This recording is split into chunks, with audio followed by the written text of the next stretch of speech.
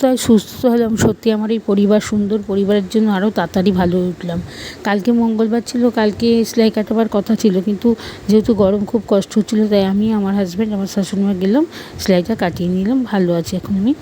আর খুব যত্ন, সত্যি কথা। আমার শাশুড়ি মায়ের তো তুলনাহীন, উনি ভীষণ ভালো মানুষ, সবাই ওনাকে ভালো মানুষ বলে। আর আমি খুব ভাগ্যবতী যে আমি ওনার ছেলের বউ হতে পেরে।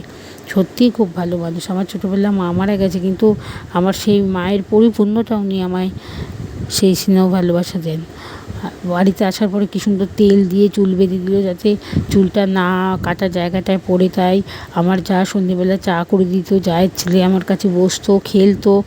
আমি আবার যখন ভালো লাগতো না একটু, আমাদের শত নামটা পড়তাম, মা গল্প করতো বিকেলবেলা, ছেলে আবার সব ফল টল দিয়ে, সমস্ত ফল দিয়ে মিক্সারে ঘুরিয়ে দিত, ছাতু দিয়ে, যাতে আমি তাড়াতাড়ি সুস্থ উঠতে পারি। আমার পরিবার সত্যি খুব ভালো, সবাই ভালো থাকে যেন, আর মা খুব ভালো থাকে যেন, মায়ের সঙ্গে আমরা অনেক দিন যেন থাকতে পারি, ঈশ্বরের কাছে এই কামনা করি। আর কেউ কান খোঁচাবেন না, একদম না। আমি যে ভুলটা করেছি কেউ করবেন না, সবাই ভালো থাকুন।